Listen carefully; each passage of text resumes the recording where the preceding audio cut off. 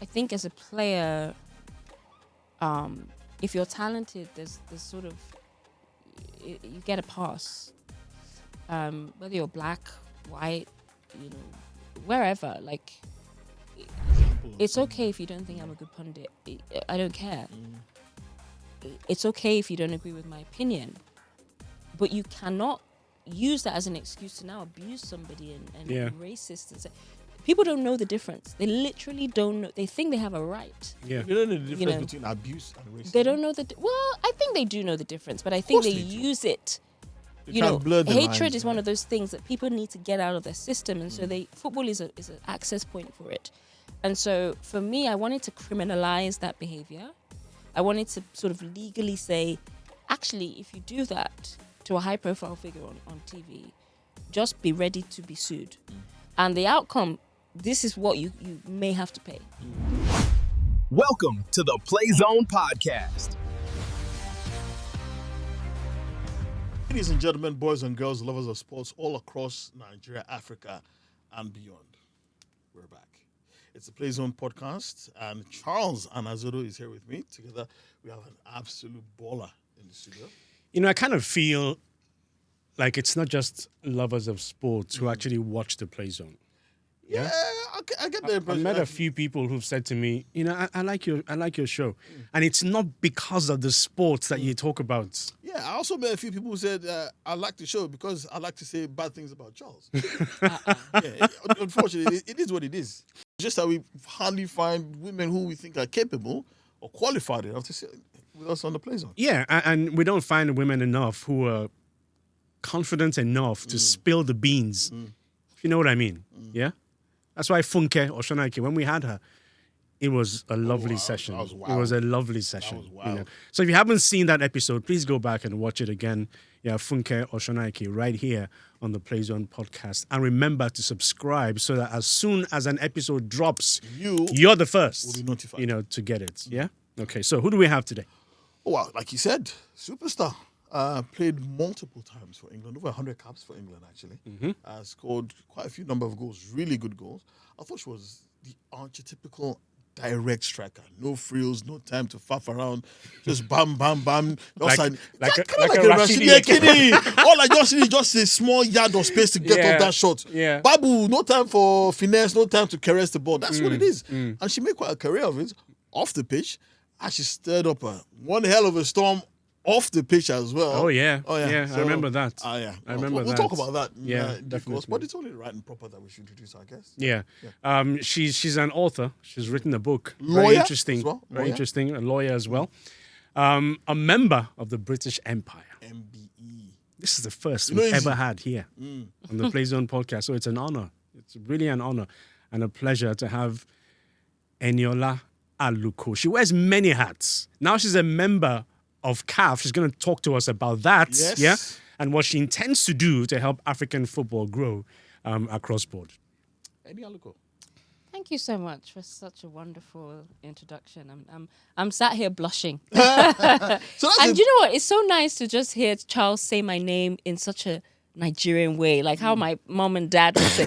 Because for so long I've just got used to my name being sort of Englishized. So Charles, I love the fact that my name is being said in such a Nigerian way. Because I think you get used to sort of your name being butchered or Englishized. So yeah, I really appreciate it. How is it pronounced in the UK? Any. I mean, I've shortened it to Any, but officially, I rarely hear anybody say Eniola correctly. I've been called Annie a lot.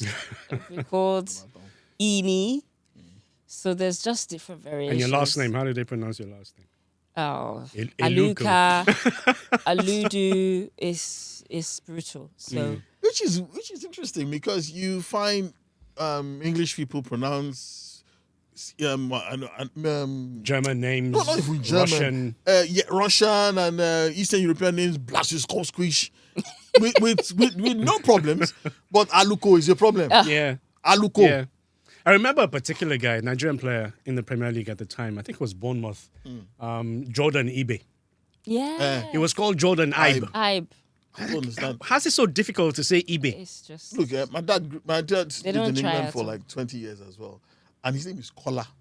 And they couldn't pronounce Kola. I said, why don't I call you Peter? I said, the day you call me Peter, I'm not answering. Yeah. So he said, so what they would do is you tell them, do you know Coca-Cola? I said, yes. Just call me Cola and we'll be fine. So that my dad was known as Cola throughout his time in England.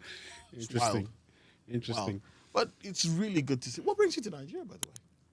So I've been coming back a lot, really, over the last 3 years. You know, I'm here at least twice a year. Really? And so, you know, whether I'm working or not, you know, this is kind of home for me. But this week in particular, I wanted to, you know, just kind of introduce myself to the football audience, do a bit of media, not just even the football audience, but just the sort of media, you know, space. Obviously, the opportunity to do Super Sport, Monday Night Football came up, and I thought, brilliant, that would be great. I have sort of taken a break from broadcasting in the UK, and I sort of want to pivot to do more international broadcasting anyway.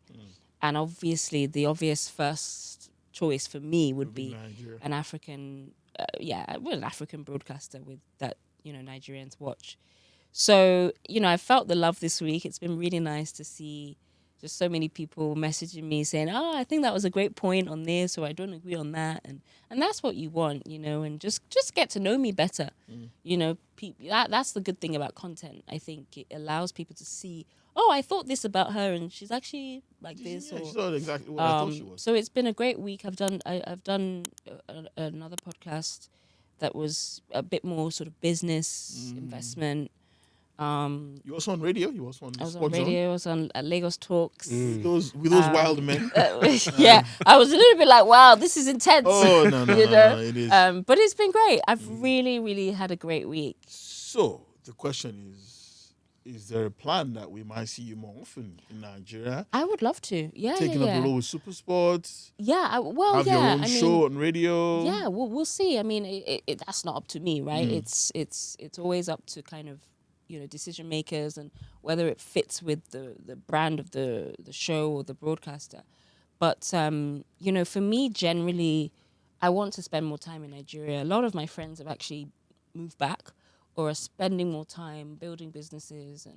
And I'm no different. You know, I'm at that point in my life where I kind of just don't want to... I want to just be at peace. I don't want too much wahala. I just want to... And I don't feel like the UK is that for me at this moment in time. So I think it's important for me to, you know, make a decision, come home more often, you know, hopefully, you know, buy or rent somewhere that I can call home rather than staying in hotels every time I come. But there is a danger, you know, that if you do pivot into the Nigerian media space, quite a lot of people in England might say maybe you turned and ran. That maybe you couldn't stand the constant scrutiny and the debates in the media space, that maybe you just took the easy way out and just ran. I don't know if that's a fair argument, because I did it for 12 years. And ultimately, you know, you have to have a boundary when it comes to, you know, if your job now opens you up to a level of abuse that just doesn't make sense, why would you just continue persisting in that space? If you keep going to a bar and every time you go in that bar, they're abusing you, you don't go back to the bar. No. So, you know, and it's like, I've been to the bar, I had a great time for 12 years, but now it's time to explore and move on. And you know, I'm lucky, I'm privileged that I'm multifaceted in what I do. I have a media career, you know, I work in investment, I work in other areas. So that's global. There's a global purview. I've lived in America, I've lived in Italy. So for me, I don't want to feel confined to the UK just because I have a point to prove to certain people. I don't have a point to prove. I've got nothing to prove at this point. I just want to enjoy my life, enjoy new opportunities, pastures new. You know, that's the headspace I'm at. You spoke of abuse.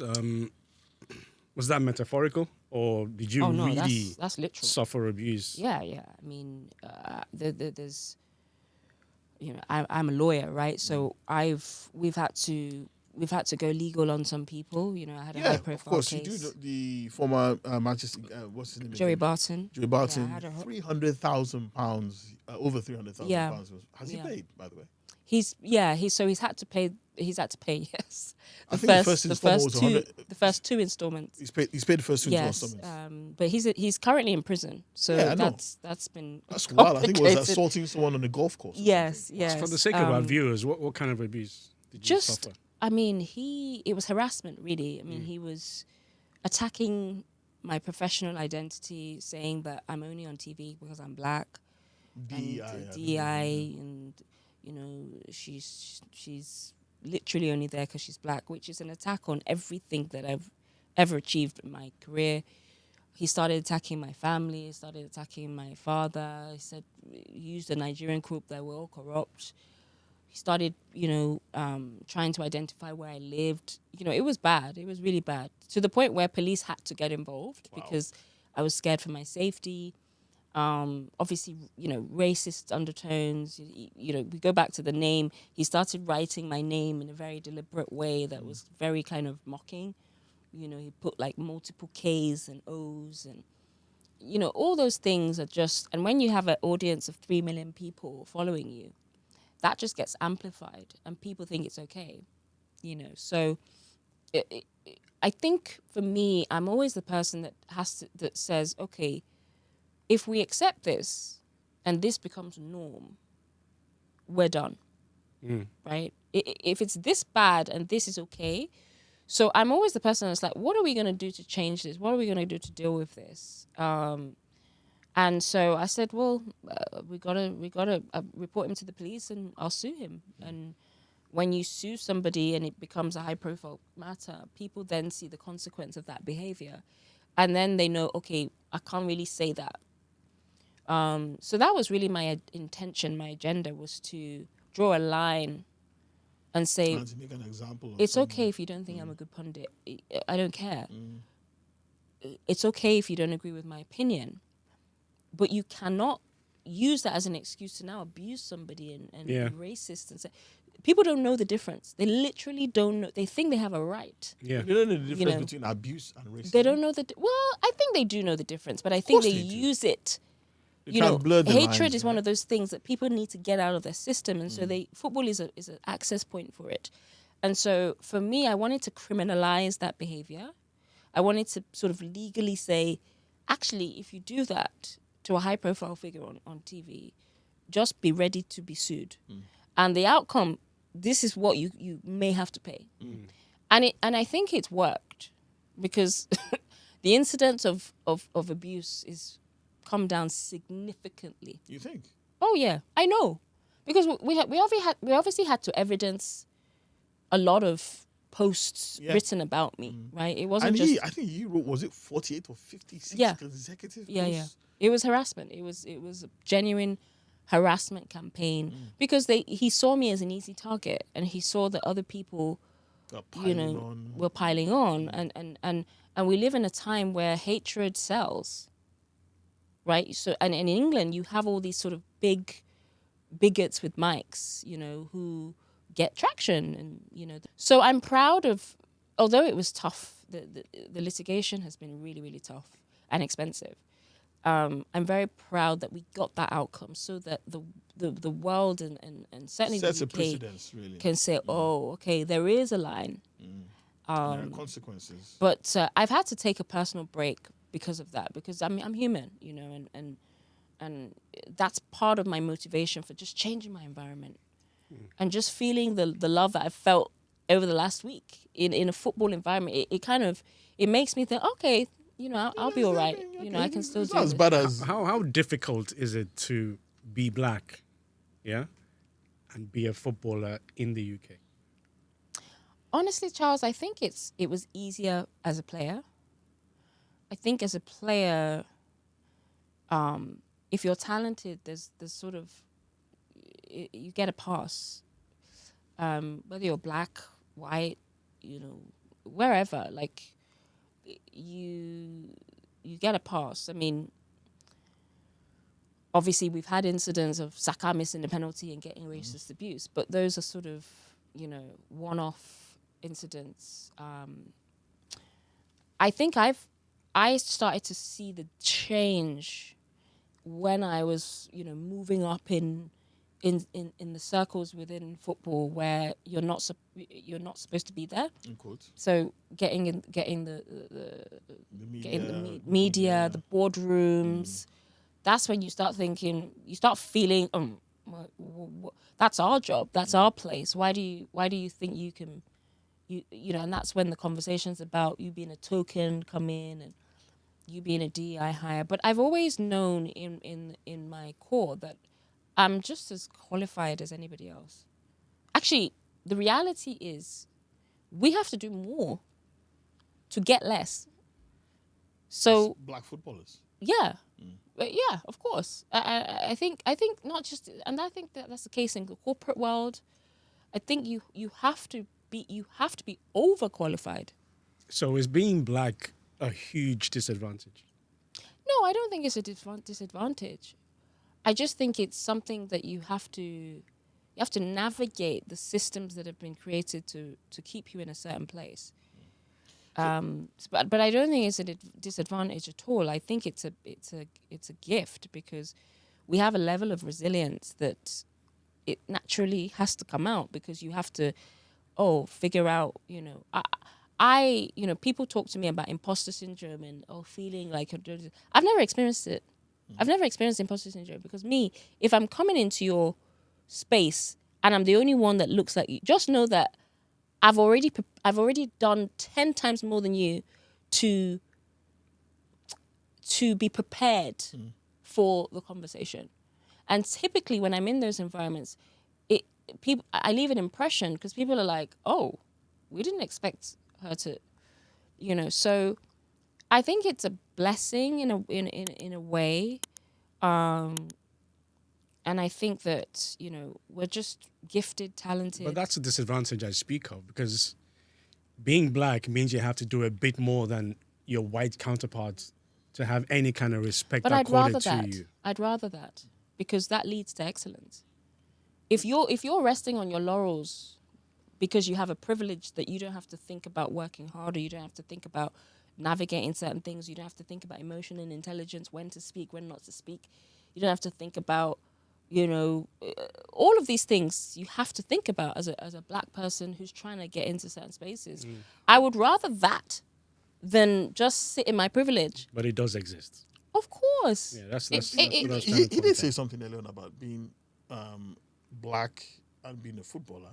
I'm just going to add another one to that. How tough is it being black And a woman. And a woman. and a woman? Well, that's a whole nother podcast.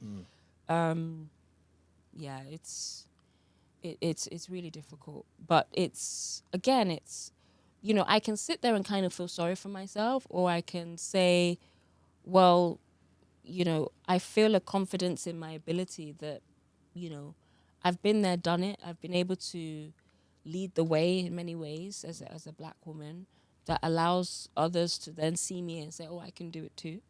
But, it's come with a level of negativity and abuse that I just, at this point, I'm not willing to accept. And you can't, I also accept that I can only change it to a certain extent. And if you can't change something, you change environment, and that's my choice. Some people will say I'm running away, whatever. I don't really care. Ultimately, I'm at a place where I'm like, I've been there, done it. I'm very proud. You have nothing to prove to anyone. I have nothing to prove.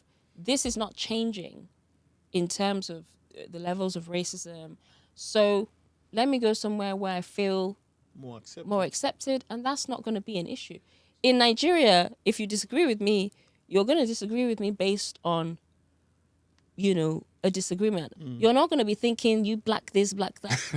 So which actually really brings me to the other question. A lot of people talk about how racism in England or the United Kingdom is not so overt. It's kind of like insidious. Yeah. They never really. I think that's worse. But we've seen lots of incidences now that we used to see in Italy and Spain, where Antoine Semenyo twice this season has been racially. It's definitely getting worse. So is it getting first and foremost, can you confirm that the insidious nature of racism in the United Kingdom? Yes. And is it getting worse?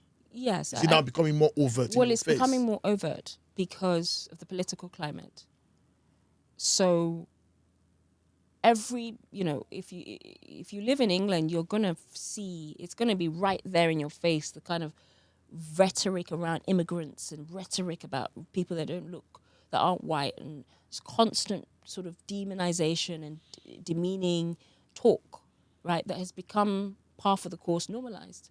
That wasn't like that 4 years ago when we had COVID. COVID, it was a great time to be black, with George Floyd and people sort of having a bit of an awakening. So something has happened. There's been a sort of political change of spiritual and environment that people feel emboldened. The rise of the far right and all. What's the name of that crazy fella who lives in Dubai, but is also stirring up stuff in the National Front? I'm not sure, but it's emboldened a lot of that was already there in people, but they then feel emboldened. And football, I think, is a microcosm of society in the UK. It's so cultural. It's a religion to many people. Tribal. And so so it kind of reflects the viewpoints of society. So Semenyo getting racially abused twice, even though he's had an amazing season and moved to Man City, I'm not surprised. All right, talk to me about being a lawyer, because that was our introduction for you. Being a lawyer and being a footballer, yeah? Which one's been more profitable? Oh, okay. Well, interesting. So I was lucky to the extent that I read 3 years law, obviously that's standard, but then after you read 3 years of law, you then decide where you want to train. And I pretty quickly said, okay, I want to be a sports lawyer. I want to sort of specialize in sports. I have a huge network in sports. Obviously, I have a profile.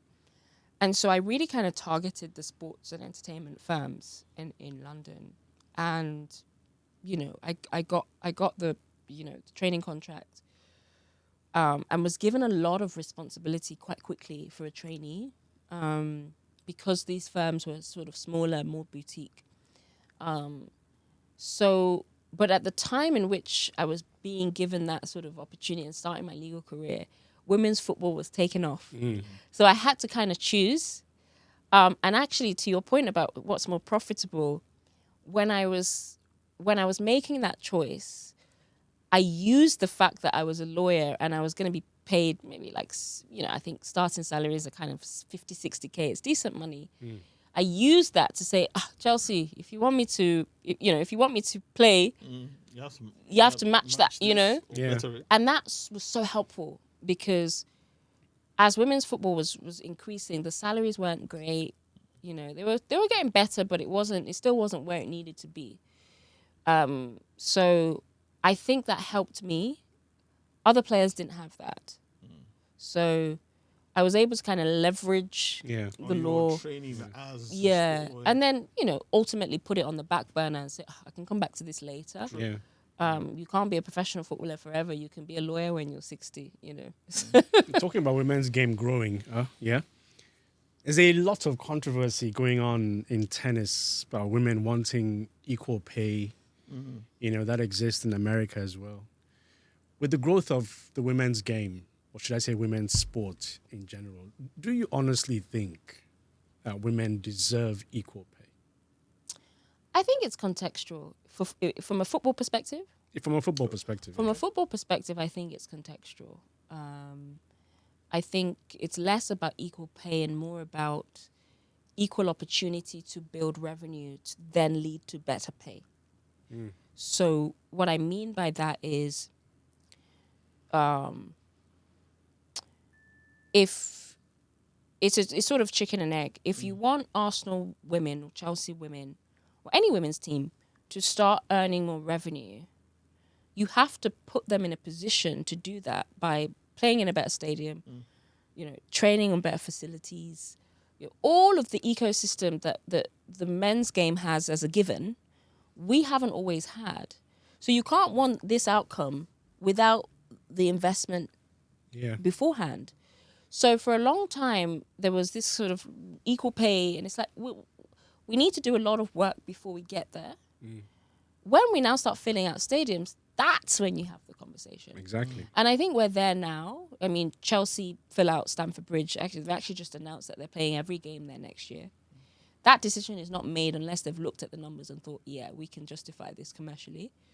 Arsenal the same. Arsenal are 60,000, sell out when they play Champions League, Premier League. But again, those are a series of commercial decisions that have allowed the women to play in those stadiums. Then we see the response. Then we have the conversation about equal pay. So I think the conversation has been premature, and it's just been kind of like, it just hasn't been an informed, contextual conversation. I'm happy it's coming from a woman. Because no, seriously, I get it. I'm happy it's coming from a woman. Yeah, a lot of guys feel a bit, but it's true. I mean, any commercial decision should be based on The data. The data, are the fans? Do the fans even want to come and watch? So we needed to see that. My issue now is there's still a lot of people that even with all of those things that I've said, the success and the growth of the women's game, are still kind of like, well, that club is losing money, and it's like, yeah, but there's a lot of men's clubs that lose money too, right? Yeah. And so now we're there. Let's have a good conversation about it. I actually think I'm of the school of thought that I don't think the women's game needs to go down the direction of the men's game in terms of the amount of money that players are paid. At some point they were saying they were going to pay Mbappe $1 billion to go to Saudi. Why? That's not financially sustainable. So why would we copy that? So I'm actually of school, let's do this let's look at what the men's game have done for the past 50 years, and let's do this sustainably. So yeah, I mean, you might have women paid millions, and I hope that's where it gets to. I think it's already there, actually. Yeah, it's there in now. America, it's already there. Just a few. Certainly, but it's still a few, right? But again, that will be based on it being reasonable to the budget that the club are earning.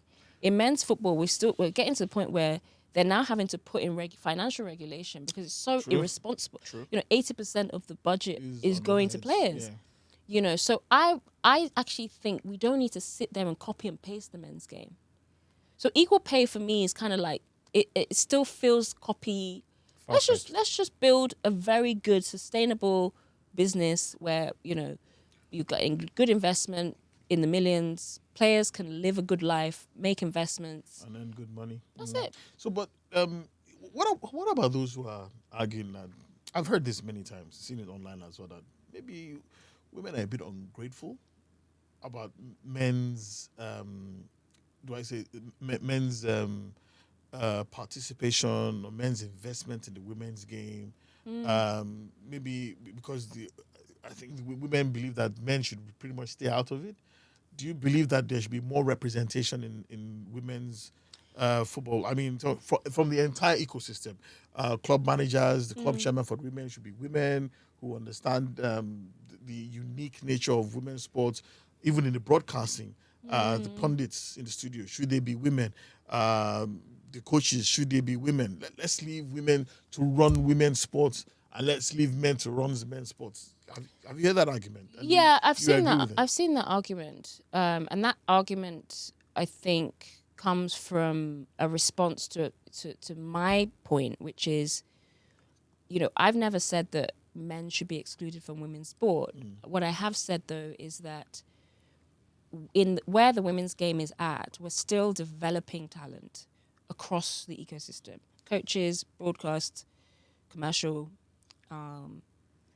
And that talent needs to have an opportunity to win now, where there's money flooding into the game. So why are men who can now who have access to a whole nother ecosystem over here, $1 billion ecosystem, now dominating this space where there's so much talent coming through. So I think it's more about roles. In the men's game, whenever I've worked in the men's game, I'm never going to get a bigger contract than a man. You know, it's very, very unlikely.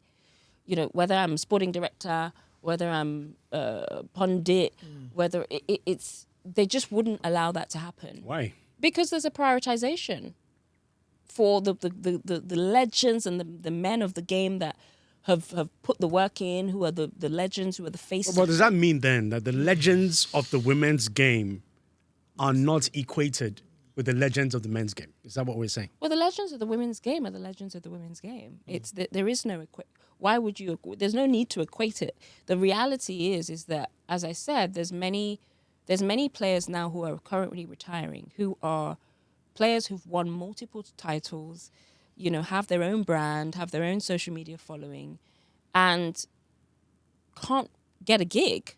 You know, I'm very much the person that, like, I know my role, I know my lane, I know my value, but I'm never going to be, like, deluded to think that, like, my value equates to the same as this person over here who's done more than me in that space just because I'm sat next to them.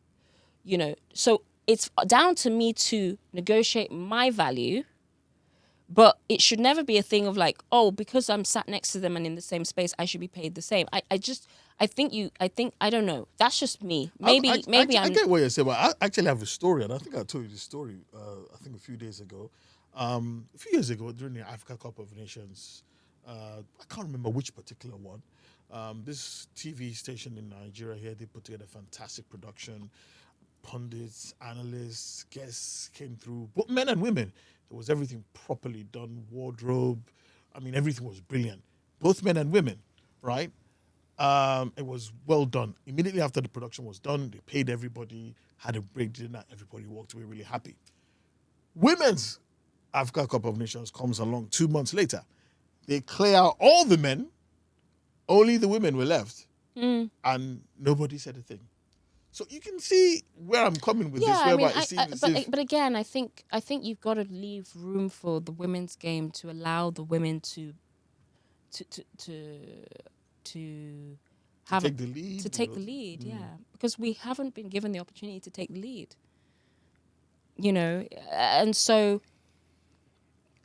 we live in a patriarchal society. So you taking the lead is a given. No, but that shouldn't be. I mean, it shouldn't be, but it is, right? So you have to be. It's like it's a similar argument to saying, how do you get black people in boardrooms without being very intentional about getting black people in boardrooms? So to get black people in boardrooms, you have to create a positive affirmative action. To make that happen. Why? Because there's loads of white people in boardrooms. Now the white people can say, well, what about us, right? But it's like, but you're already there. So we're trying to accelerate, we're trying to make this happen over here. And so something has to give. Something has to give when there's inequality. Somebody has to feel the pinch a little bit for another set of people to now progress. And so that's always my point, that there has to be a prioritization of women in women's football, because that's the only space where we're going to win. At the moment in men's football, it's the few of us, this little ones that we get, pockets. You know, and we have to play our role within that. You know, and I've always been okay with that, to be honest. Okay, let's walk away from the politics of the game. Yeah. No, we can't walk away yet. Right. We need to talk about the elephant in the room. Which is what? Oh, you know, Randy, England striker, Ian Wright. Oh no, I'm not going to talk about that. Okay. I'm not going to talk about that. I've said enough about that, I think. Okay, so you have you want to nothing get me in trouble? No, absolutely not. Okay. Yeah, no, I have nothing against you. No. Okay, let's leave that. Let's leave that alone. Let's talk about African football. Pelé, arguably, best player in the world ever. Yeah, have played the game. Arguably. You know, I don't think so, but that's another point for you know. This man. They're going to come for him for that one. Don't worry. But Pelé said that by 2010, an African nation would win the FIFA World Cup. Didn't happen. That has not happened. Yeah, the best we've gotten is Morocco. Semi-finals, Morocco. Yeah, what is it that is wrong with the African game? I don't think there's anything wrong per se. I think again it's where the African game is at in its journey. I do think though that the level of talent is not being maximized. The recruitment of talent is not being maximized. And I've said this before, that like I would love to get to a place where the next Bukayo Saka, the next Eze is choosing Nigeria. Nigeria becomes a very, very attractive choice I've seen that interview that it does playing for England. I think when you get to that point, that's when we're going to start competing at the highest level. So because those guys, when they play for England, are getting to finals of major championships. So can you imagine if they're now playing? But why is it still not? I don't want to use the word attractive because it sounds negative. But why is it still not the first choice? Front of mind. And I think there's lots of infrastructural questions. There's players coming out saying, the hotel was bad, the flight was this. Those are the things that I think hold Africa back. Let's be honest. And you don't hear, and it might actually happen with other countries, but you don't hear about it. It gets amplified when it's Africa. It gets amplified when it's Africa. So why? I think Why well, is that? I think the PR is not great. I think who amplifies these problems? Sometimes is it the West media, or is it us? the West, Is it us? Of course. I think the West does, because I think the Western media have no interest in seeing an African country doing better than them. But the Western media, doesn't get the stories. Sasu. Hang on. Hold on. Wait, do you remember in Brazil, hang on. when they were shipping monies from across the continent, across the world to African teams? No, Who was reporting that? What I'm saying Who was reporting seeing Ghanaian players licking their fingers and counting dollar notes? I think it was the West that was doing What that. I'm saying is, the Western media gets a hold of these stories because we tell those stories. No. Yeah? Yeah, sometimes. Yeah, no, seriously. It's because we tell the stories, and the Western media just, as we say, they run with it. Just runs with it. It's a catch-22. And it's everywhere. It's a catch-22 for players, right? Because players, in order to change something, you have to embarrass, you have to amplify the problem. But you don't want the problem, you don't want the bad kind of PR from it. But you have to, in order for anything to change, it has to be publicized, and you have to kind of get the person who's a decision maker to realize this is a problem. And I think that's where people leverage that. So if Awobi comes out and says this hotel is not good enough, he has a right to say that. He's entitled to say that because he's used to a certain level of hotel.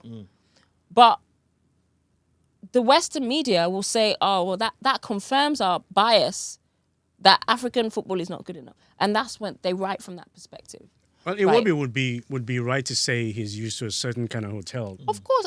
Playing for Arsenal, playing for Everton, yes. Playing for Fulham. But when you come home, especially knowing that you're coming home to a third world nation, it's not exactly going to be like it is at your club side. Yes, Which but Charles, brings us to a point Charles, about we trying to make it more attractive. You asked me the question, how does Africa become, how do we get to the point where an African nation wins? The reality is, yes, we're in the developing world. I hate the term third world, but we're in the developing world. But, I think there's a lot of countries like Brazil that have their own issues too. And they've won the World Cup. Exactly. So my question is, why can't you forget about whatever it is the problem is and deal with the issue on the pitch? Have you ever heard a Brazilian player say the hotel is not this, the hotel is not that? There's certain things that are just a given that we still have issues with in Nigerian football. Like a good quality. Okay, but being a former footballer, how does not staying in a 5-star hotel affect your performance on the pitch? Oh, it's massive. It is? Of course. Rest is a big part of a player's performance. Food is a big part of a player's performance. Flying and that's it. Those are the margins. That's the difference. When you say rest, I mean, all you need is an air conditioning. You shouldn't use it as and an excuse. And a good soft bed. You don't need silk sheets, do you? It makes a difference. Okay, but having said that, yes, if it does really make a difference, because I disagree. If it does really make a difference, How come England hasn't won the World Cup? Last time they did was in '66. There we go. How come they haven't won the World Cup? They fly first class, best hotels, But I think best everything. I think that's a different issue. That might be mentality. That's fear of, lose. Is that? I mean, everybody has their problems. But you asked me about Africa, and I'm saying, for me, the bare minimum needs to get better. Once the bare minimum gets better, someone once said to me, when I was a sporting director and I was in charge of making sure, Juventus, yeah. Aston Villa and I was in charge of the budget and in charge of making these things happen for players off the pitch. Someone said to me, don't ever give players an excuse.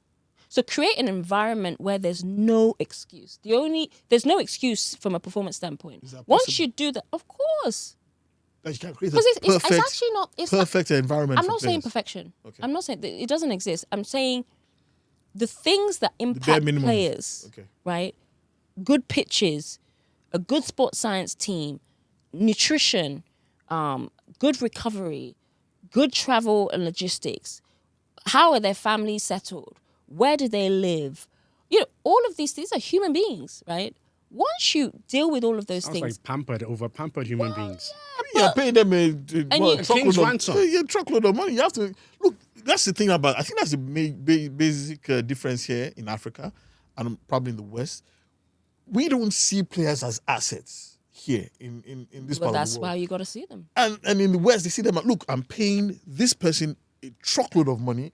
I'm investing in his future because his future is tied to my ambitions as well. So everything and anything that I need to do to make sure that he's in the very best shape so that I can fulfill my ambitions, I have to do. So basically, in Africa, we still see players as cattle. And that investment that you Come on. make... That's a bit hard. Yeah, honestly. But that investment that you make, by the way, everybody wins from it if you do it right.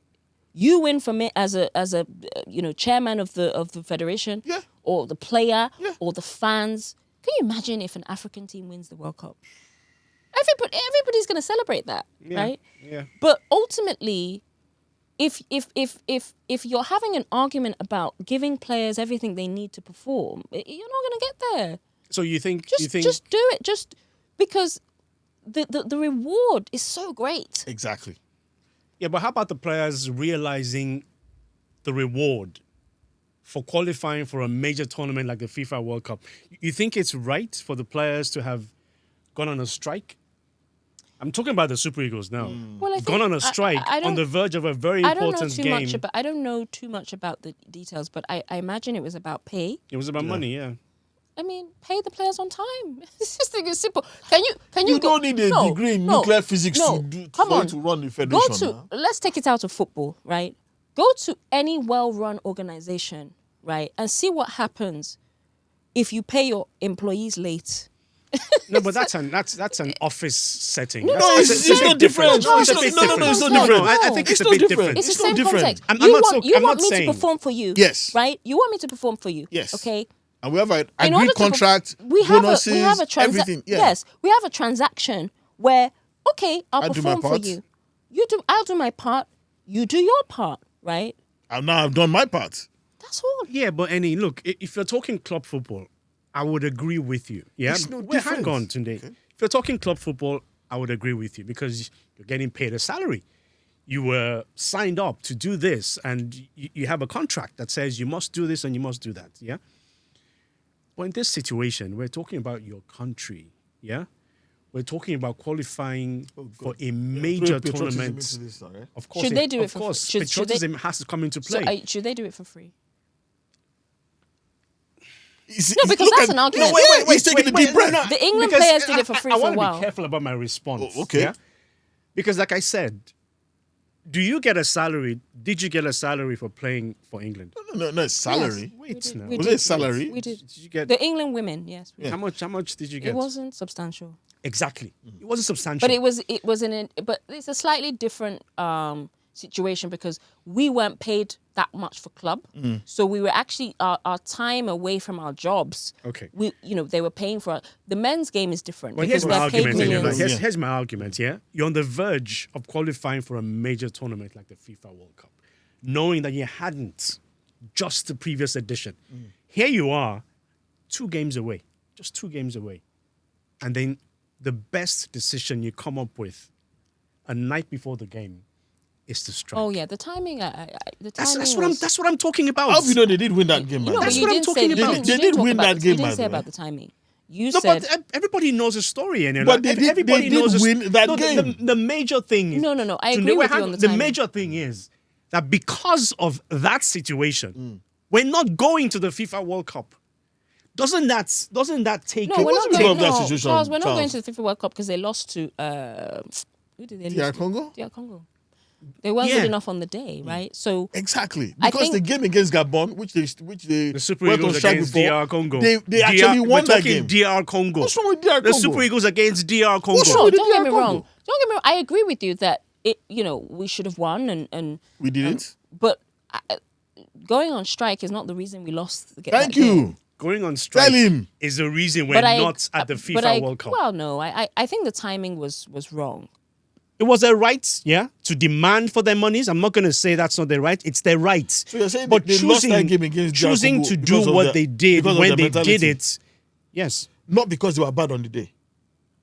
The mentality plays a huge But role in again, football. but again, I'm I Mentality on plays that a day. huge agree role in with you. football. I agree with you that if they've decided to do that, they're not focusing 100%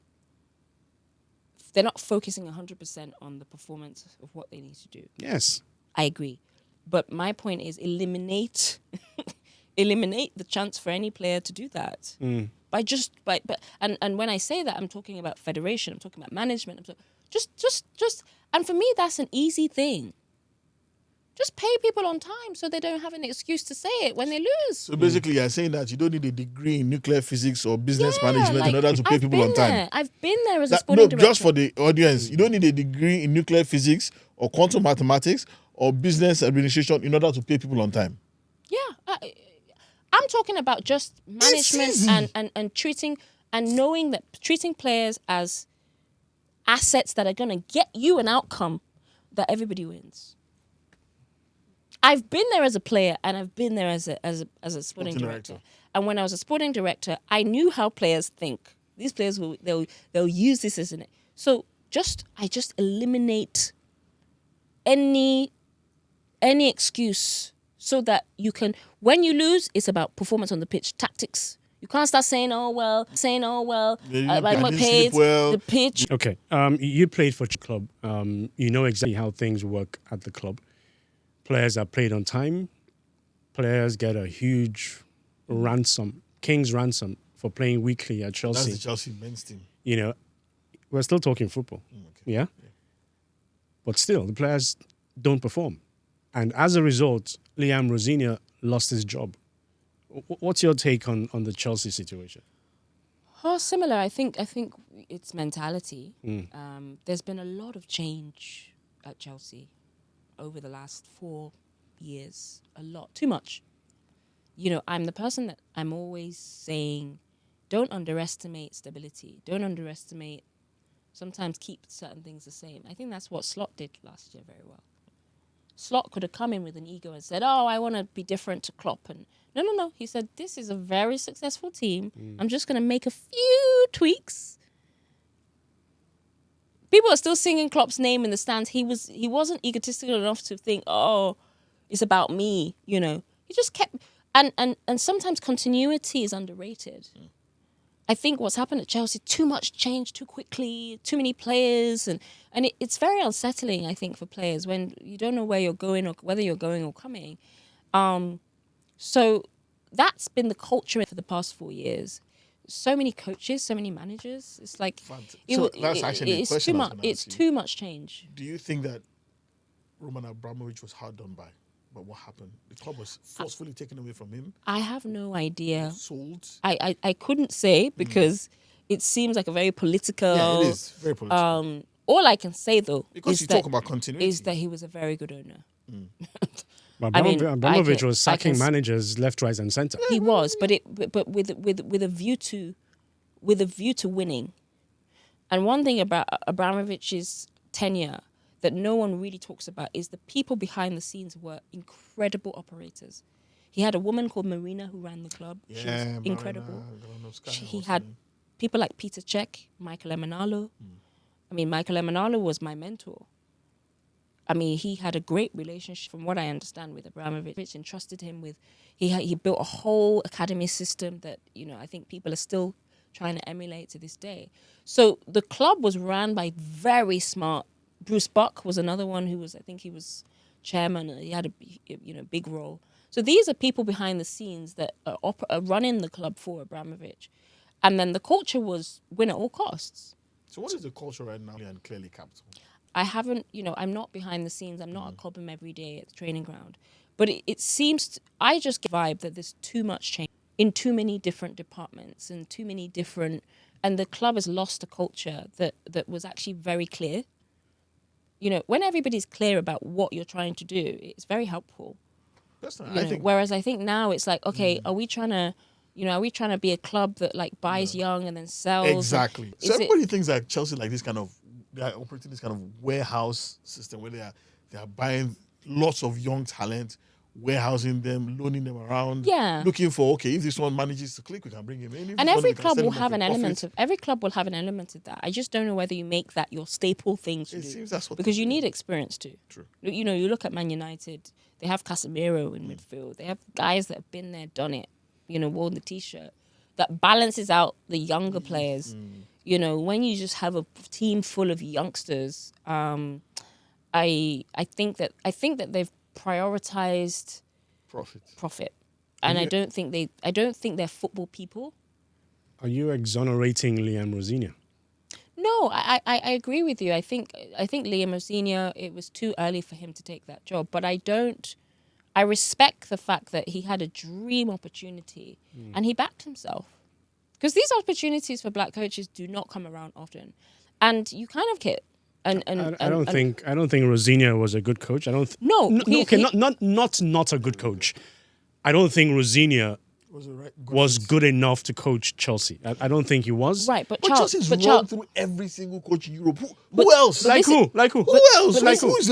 Since Bluco took over, which high-profile manager has Chelsea had? One of the things. What if there's everybody thinking of it as a poison chalice and nobody wants it? But have you thought about that? That's the point. That's an important context. That's the point. As a sporting director, right? You have a pool of coaches that you potentially want to work with. You'll have a contingency plan. But that pool, depending on what kind of club you are, will be really large or really small. I think Chelsea's got to a point where the best coaches don't want to... Not even the best coaches. A lot of coaches are thinking, do I really want Chelsea? Not sure. Yeah. Not sure what the direction is, not sure. So that's also a reason why somebody like Rosinia, who's inexperienced, gets the job, because there's so many options that turned it down. I remember even when Maresca got the job, they were linked with so many people that were like, nah.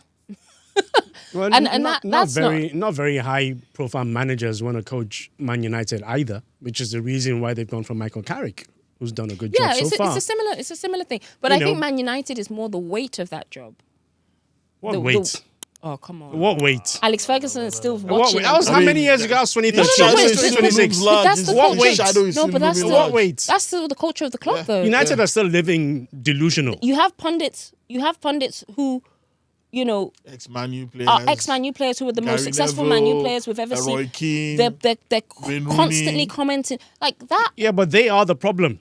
Well, yeah, they are the problem. You could call it a problem, but the reality is that they did it. So they can't lie and say, well, this is not what it takes to win. Yeah, but they've got to look at the realities now and stop comparing their days to today. Because I agree. Their day has gone. They need to move on, yeah. They need to move on. But I think until Manchester United win the league, they're not going to move on. They're going to hold on to the past. Wow. United is not going to win the league in the next 3-4 years. They're coming for because you. For one, they're not as good as Man City. They're not as good as Arsenal. I think they're pretty good. Maybe equated with Liverpool. If they keep Carrick, I think that's the question. I think they should. We said it on the show the other night. I think they should keep Carrick. Why? Because there's a fundamental thing in football when the players playing for Rosinia. Oh, you think the players stopped playing for Rosinia? Oh my goodness, it was obvious. Wait, hold on. Did you see his last press conference? His last press conference, he was so angry with the players. Yeah. Are you alleging that the players sabotage? No, I'm not saying. No, I didn't say that. What I'm saying is that there's a disconnect sometimes. It might be tactical. It might be that the players don't respect him. Yes, him, that's the or word. he doesn't sort of, his team talks might be a bit of, I don't know, like, you know, but there's clearly a disconnect. But when there's a connect, that's a really special feeling. Do players gather in a room and say, we're not going We go chase this man, No. Jerry. we're not going to play for Well, you listen, anymore? I've never seen that personally, but put it this way: when a manager loses the dressing room, you can see it on the pitch, and you can see it in the dressing How room. does a manager lose a dressing room? Again, a variety of things. You know, results. If you're getting bad results, doesn't help because everybody's trying to blame something or a reason. Tactics is often one reason.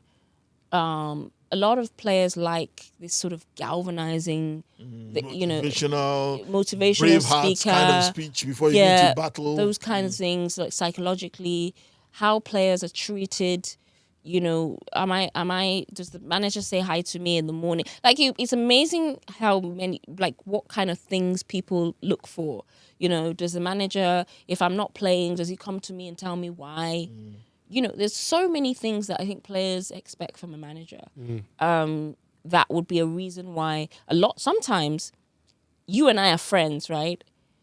Manager's treating you bad, I'm fine.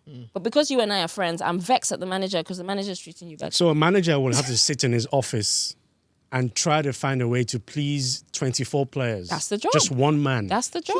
So is it true what they That's say about leadership, it's Charles. That's more- leadership in any walk of life. You know, as a leader, you kind of have to figure out, okay, you have to be that people person. You know, I've learned it as a young leader. Like, you know, I realized that you kind of have to, like, know somebody's dog's name and cat's name in leadership. But I don't and- imagine And you that's- see their face perk up, like, oh my gosh. So how much, let's say 100%, how much is man management and interpersonal relationships? How much is tactical news and understanding of the game? Alex How Ferguson- much does a manager need? Alex Ferguson hardly coached. He wasn't a coach.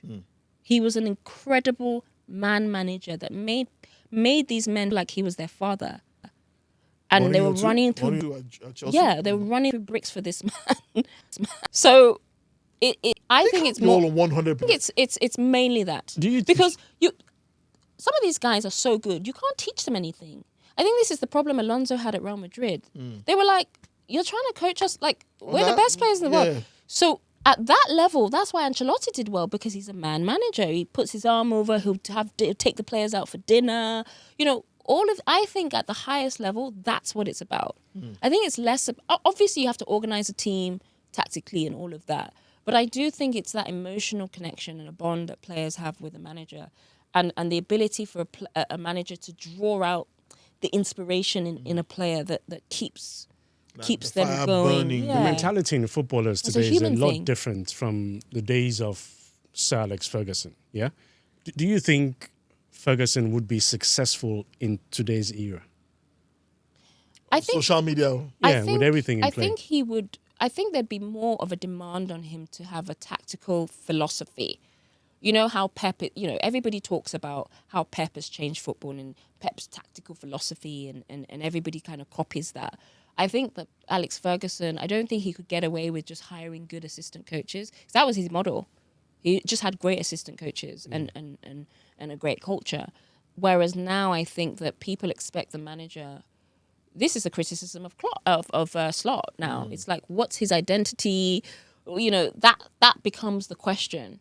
So yeah, I think and I don't know whether he had any kind of tactical ability, I don't know, but he certainly wasn't successful because of his ability to deliver a session on the pitch. I'm glad you mentioned Pep Guardiola. There's quite a number of people, yeah, and I can imagine that cameraman is one of them as well, who thinks that Pep Guardiola is overrated and will not be successful if he does not spend the amount speak of for money. yourself, Jerry. That's his view. Charles. That's his view. I actually love Manchester City. He's a Man City yes, fan. Sure. she knows I'm a City fan. No, I'm not Live City. Are you a Pep fan? Yes. So But really think that he's overrated. we hear that I all get the that on time. social media all the time. All the time. All the time. Over- all the time. Overrated. He's not. I mean, He's not as without good the as what monies that he thinks spends, he is. can't achieve He's anything. a checkbook manager. That's the biggest criticism. Good friend Biola Kazim, shout out to you. That he's a check manager. That he buys the best players. He was one who broke the mold. Was paying £50 million for fullbacks. Nobody did that before Pep. Yeah, but it's what you do with those players. Exactly. mean, That's what I always say. He revolutionized football. So when you buy that fullback, right, for 50 million, you still got to tell that fullback to invert, come inside, play as a second midfielder. Pep brought all of that to the Premier League. People weren't doing that before.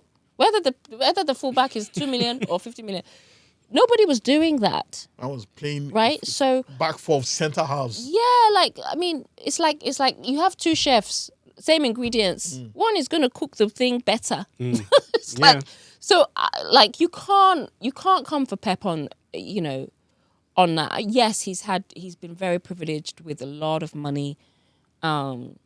That there's now a question mark on, obviously, with the 115 charges. But it's undeniable how much tactical genius he's brought to his players, to the game. And ultimately, the players on the pitch are not thinking about their value. He hasn't signed every single position on the pitch is not the best player in the world.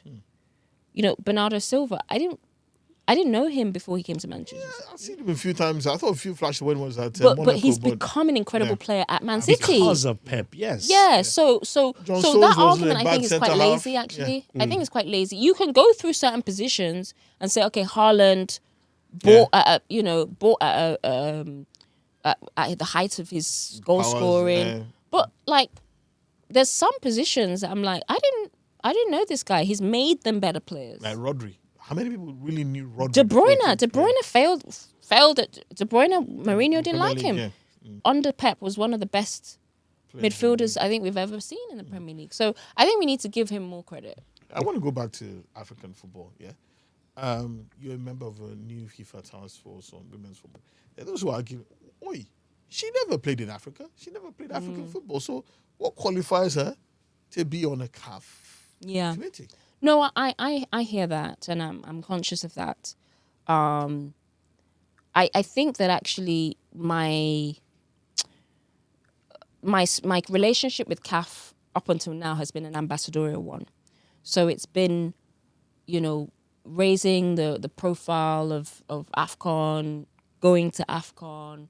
AFCON, not WAFCON? Both. So I've been to the last two AFCONs and WAFCON. It's been very much kind of ambassadorial and sort of, talking about it in my circles or talking about it in terms of my social media or media. And I think going back to the point about the global profile of African football, I think it's strategic to engage the diaspora in that. The diaspora that live in the US, that live in the UK, that are connecting back to their roots. I don't know how you do that without connecting with a diaspora who has a profile in football, right? So I can bring that I know I can bring that to the table, and I can bring that value to the table. I think beyond that, I've worked in Africa, on CAF programs with, there's a program called Goal Getters where it kind of go around the continent, football tournaments for girls, but also education is a big part of that. We deliver educational programs around vaccinations and education around cervical cancer. So for me, my charitable work on the continent also has allowed me to see the football landscape. So yeah, I think naturally, for me, I just want to be helpful in continuing to advance the profile and the global perception, really, of women's football, African women's football, help with the talent pathway. Because the talent pathway, right now is you leave the continent. Yeah, speaking of that talent pathway, so sorry, I need to ask this. You do remember a good former Super Eagles player, was it John Mikelobi, who was talking about players born and raised in the diaspora, especially in England, who choose if and when they want to play for Nigeria. What do you think about that? Yeah, there are quite a lot of players who are take eligible. I take There are the still eligible argument, as well. and there's a level of humility that I have when I talk about this because I haven't grown up in Nigeria. I don't know what many will know, or haven't experienced what many would have experienced, and I come with a level of privilege. But with that privilege, you can still help. It's just knowing what lane you can help in and not stepping on toes. And so that's the kind of way I operate. But I just think, and I just think there can be a combination of the two approaches.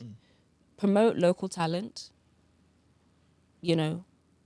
Maybe you even sort of prescribe that and say you must have 6 homegrown players, whatever number it is, doesn't matter.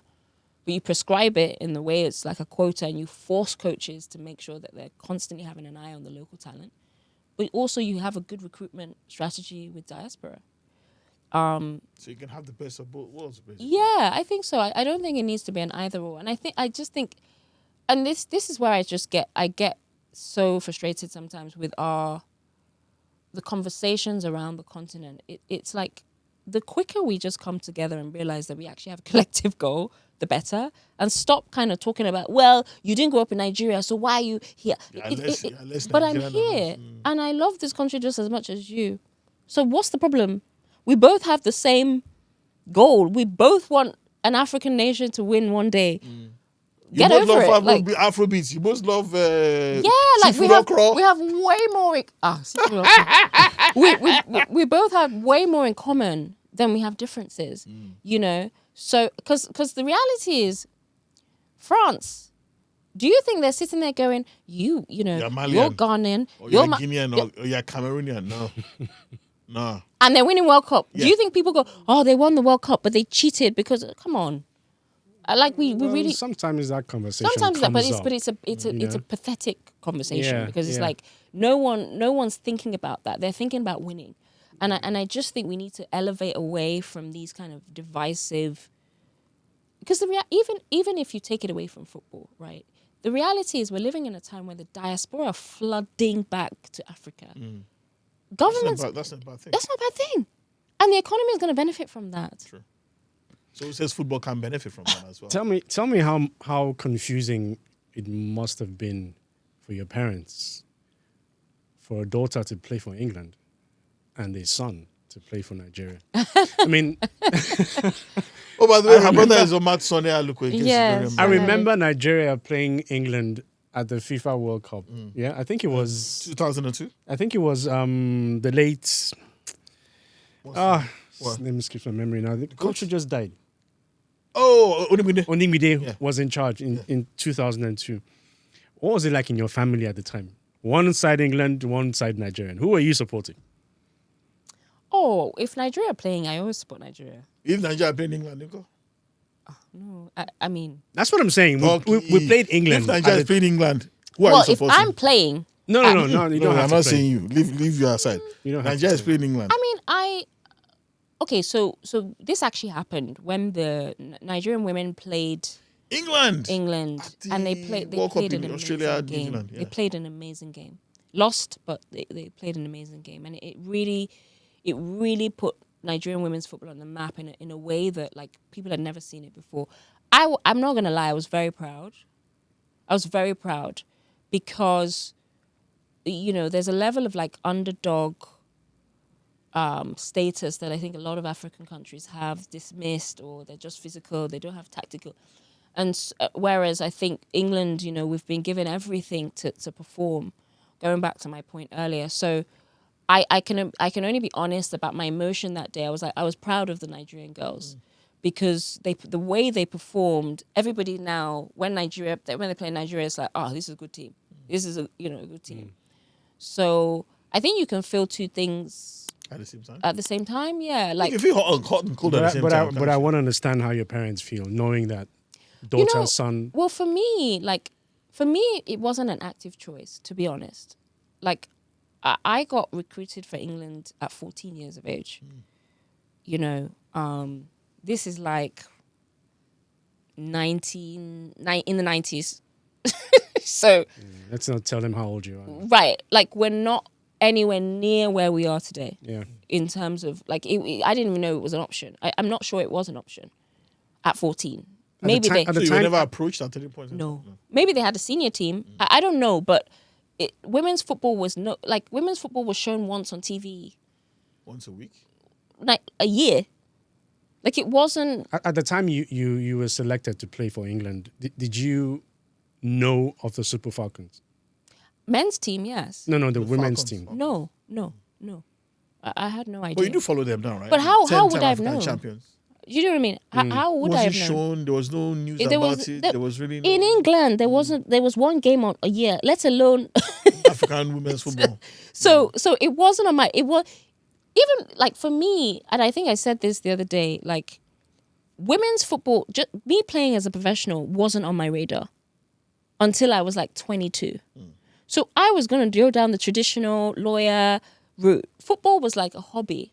So by the time I'm getting called into the England team at 14, I'm like, okay, like this is cool, but this is never going to be a job of mine. So it wasn't like an active decision where my parents sat me down and said, yes, Eniola, you what know. I play for Whereas for Nigeria. Shaun, it was because he's a man. There's a whole pathway that's been created for boys who are talented. You know, you can either go and play in the England youth teams or you can play for Nigerian youth team. Do you know what I mean? There's a whole structure. And so that was more of an active decision. And I can't speak to why Shaun chose that. I don't want to speak for him. But, you know, How is he, by it the must way? be I mean, nice. wonderful gentleman. He's such a lovely Yeah, guy. he's got really a good cool, really calm. Yeah, really he's a calm guy. wonderful Yeah, guy. yeah. He How is he, by is, the yeah, way? he is. I think He's he's coaching right now. yeah, Ipswich? he's at Ipswich, yeah. And I mean, obviously he'll be And he happy. just got promoted, by the way. Yes, he'll be happy with that because it's so tough. That Championship League is notoriously difficult. You know, you look at Leicester; they won the Premier League in 2015. They've just been relegated. So I think they're happy, but soon I'm sure they're going to be thinking, okay, let's switch our minds to how we're going to stay up. Have you spoken to someone about the differences between being a player and a coach? Yeah, well, I remember him saying that, it's a full-time job. You know, I think it's different as a player. You come in, you train, you do your sort of, Gym work, and then go home. you leave. You know, it's a much more sort of straightforward. Whereas I think as a coach, you're constantly thinking about session the next day. You know, so And in training hats space. off to him because it's a different mindset. I think you've got to kind of, you've got to switch your focus to preparing other people rather than just yourself. So yeah, I remember him earlier on when he started saying, it's challenging. It can be challenging, but he obviously enjoys. He's obviously good at it, and I think for Shaun, he's got a great relationship with the manager McKenna, who's a brilliant coach. You know, I worry actually that he might get snapped up by a bigger club. Let's talk about that. Because he's that over the good. last 2 You know, seasons, I mean, yeah. three promotions in 4 years is pretty good Are going. you guys really close, you and Shaun? We refer to him here as Sonny Aluko, Yeah, but yeah. recently when you just came, I just realized there's an H Yeah. somewhere in there in Yeah. terms of pronunciation anyway. But are you guys really close? And how many of you in the family? So I'm the oldest of 5. So there's 5 of us, 3 different generations. So there's obviously me and Shaun, who sort of in our late 30s. Then I have 2 sisters in their mid-20s. And then I have a younger brother that's 17, who's Gen Z.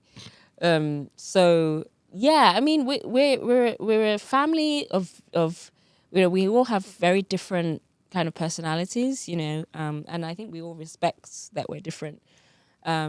So, I think with Shaun, obviously we have very similar careers, so we've been able to share experiences, and there's been times in my career when I've asked him and said, like, how do I deal with this, and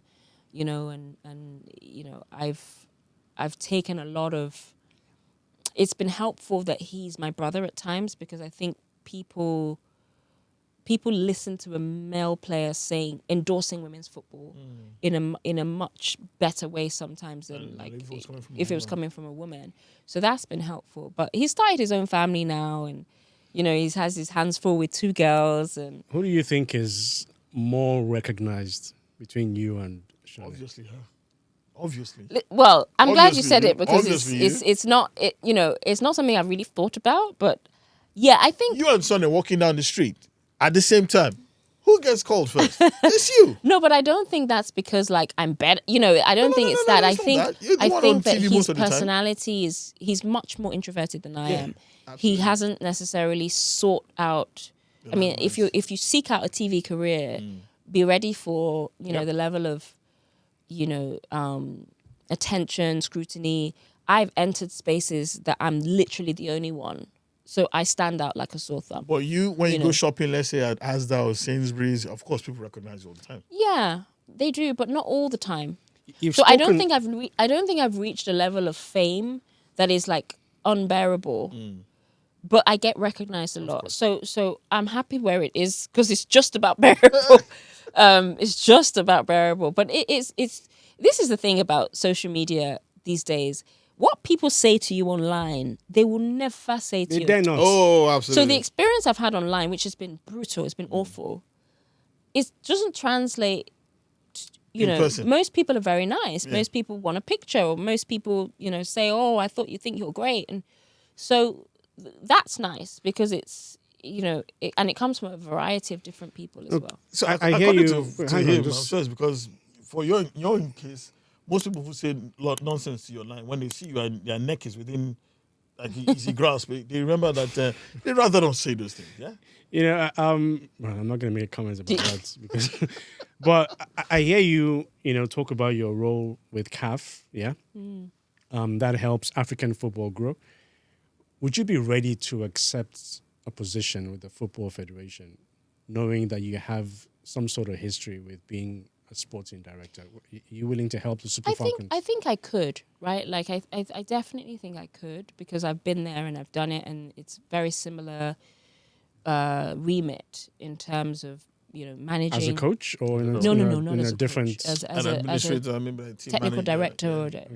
But I think it depends on what the role is and what the agenda and the objective is. I think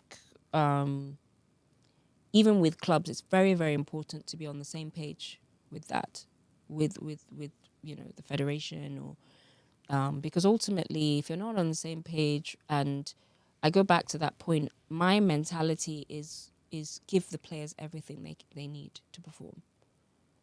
So I would find it difficult if that's not available, right? And so, and I'm not saying, because the reality is Nigeria are never going to have the same budget as the US, right? So within what you can do, just try and do the maximum you can. And I feel I need to work in those types of cultures to really deliver what I can, because there's nothing worse than players coming to you with all of these issues off the pitch that take away from on the pitch.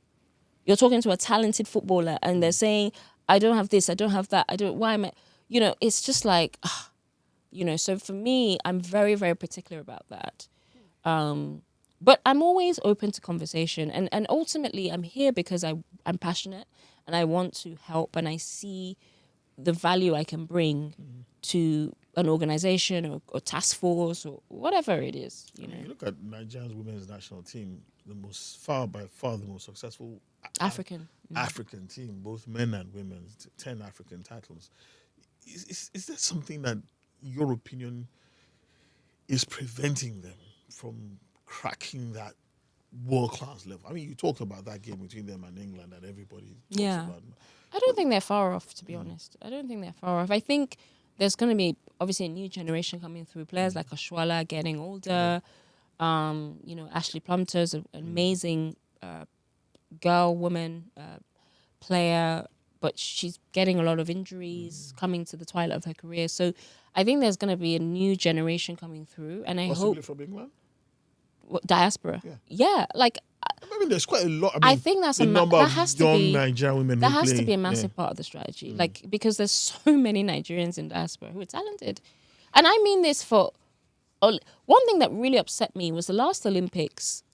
I remember, I think Nigeria didn't have any representation in certain categories, but there was Nigerians playing for other countries. Yep. And I was like, and I think there was a few deferrals, like one girl wanted to play for. So I just think that we just need to create a very attractive proposition. When I say we, I think, the Nigerian Federation, whatever sport, I think needs to continue creating just very attractive, welcoming federation environment for players to thrive. And Tunde, when he was talking about the Super Falcons just now, spoke about how successful they are. And that argument sometimes rages on about how the Super Falcons are more successful than the Super Eagles. Do you think the Falcons are more valuable than the Super Eagles? I honestly, Charles, I don't love the comparison. No. Because it's not a fair one. It's a completely different, It can almost be almost two different sports. But saying that, there's probably similar issues, payment, facilities, Logistics, travel. No, when I talk about being valuable, I'm making reference to the fact that they won 10 titles. The Super Eagles have won 3. So a lot of people say that the Super Falcons are better than the Super Eagles. I mean, those arguments, I think it's just lazy. I think it's lazy. And I hate this kind of binary. At the end of the day, anyone who wins from Nigeria, we all win. That should be, I loved it when I saw that, Tinubu welcomed the President Tinubu welcomed the I'm saying Tinubu just like I'm just like beating myself like President. I'm just calling him by name. President Tinubu, when he welcomed the... You should see what they call him on social media, but that's a different conversation. When he welcomed the Nigerian women's team, after they won the AFCON, amazing. Because straight away that gives a stamp of approval to both to the players, but to everybody else as well. $100,000, too much? No, it should be life-changing. Because, Charles, how are you going to incentivize the next generation if they're not seeing that, if I get there and I win, it'll change my life? And this is what I'm saying. How about the generation before this one? Because the argument that the former Super Falcons make is that they're not being appreciated like these ones. All up to They're 10. the reason why these people are here. Okay, so what do they want? They want equal treatment. As well. For what? So the Falcons have won 10 titles, right? And the ones who won this 10th one, they were the ones who were shouting gifts and everything. I see what you're saying. Yeah. No, I think you got to celebrate number 1, 2, 3, 4, 5, 6. I think there's things you can do with that. Like, so there's legacy funds, and the English FA do this very well. So for me as a former player, I'm constantly asked, come to the game. We're acknowledging you, we're rewarding you with this, we're rewarding you with that. And you constantly feel acknowledged and part of it. And some people take on roles who played for England, ambassadorial, you travel the world. So that's something that can be done. So and financially, maybe you create like a pension fund or something so that, if there's any appearances that are done by former players, they can make there's things that can be. And again, these are all ideas that the West do very well. The sort of, let me not say the West, UK, these are structures that are put in place. Professional Footballers Association have it. So these are all things that I see as I've accessed and a norm that aren't existing now. And you bring those ideas to the table. I just want to ask a question before it skips. I'm I'm older than you are, so. Because you mentioned pension fund. Yes. As a particular footballer. True. Is that where you were going to go? Yeah. So go ahead. Go ahead. Well, that I mean. This particular footballer, former Nigerian international, goes on a podcast. Victor Agali, let's just name him. No, come on. I don't want to mention his name. I mean, he's out there. Victor Agali. Be in trouble if you mention names. But he says that FIFA pays federations money which should trickle down to former internationals That's the way it's done everywhere around the world. Is it true? Is that true? I don't know whether it's true because I'm not familiar with that structure, but it that would make sense. Do you earn a pension from the England You FA? can do through the can? PFA. Yeah. I think you can do. No, through the PFA, not through. That's a professional footballers. Not through the Yeah, England not, FA. not the FA. Not the FA. No, I think you'd have to be an employee of the FA. I don't think we would. I don't know. I don't want to say categorically, but I know that there is a lot of support for former players via the PFA. That's why they exist. So whether it's I want to go on a coaching course, the PFA will pay for it. I want to, I have an injury that I'm still struggling with from football. PFA will So pay it's for the it. PFA that does that, not Yes, the But FA. what he speaks but- about is sustained regular payments from FIFA Through the FA. through the FA to the players. Okay. Do you know how many internationals there are Exactly. around the world? Yeah, What? So he's proposing that? No. He's saying that's what happens. it exists. I'm not sure of that. I'm not No, sure it doesn't. about that. Look, I heard it. I know FIFA have a Legends program. So FIFA have a Legends program where, they have ambassadors who will obviously have represented loads of different countries around the world, who will play charity games or, go and do FIFA.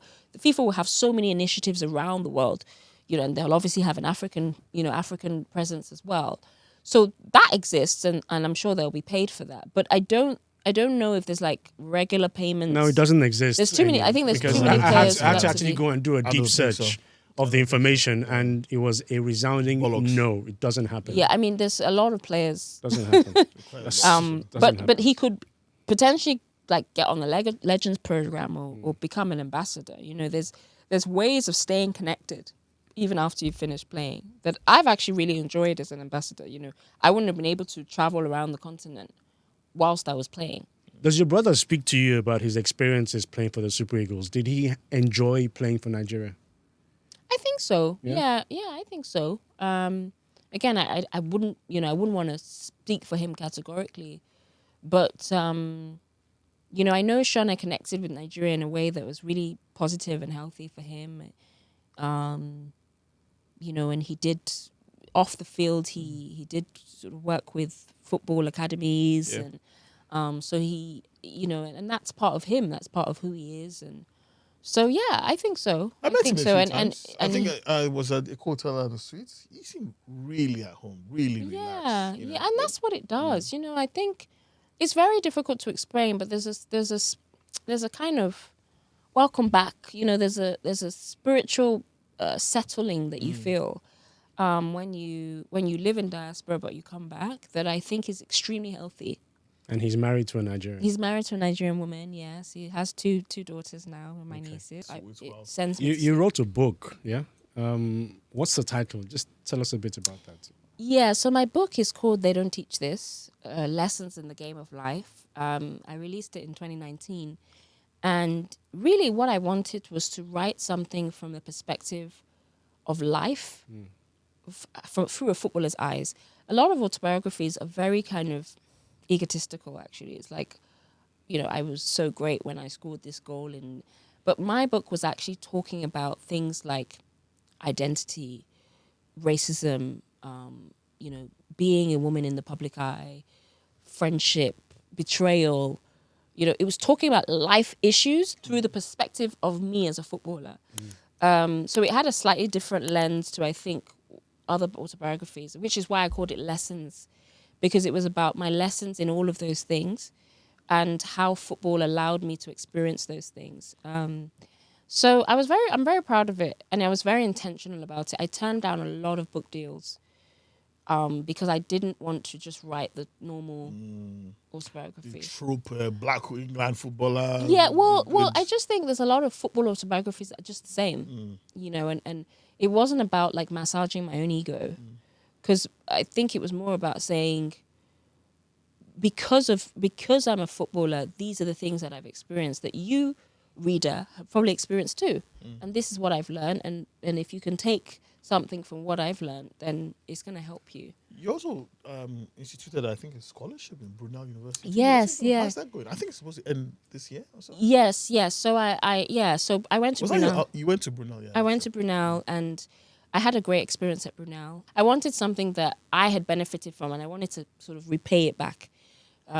So that was really nice, and hopefully we're gonna do more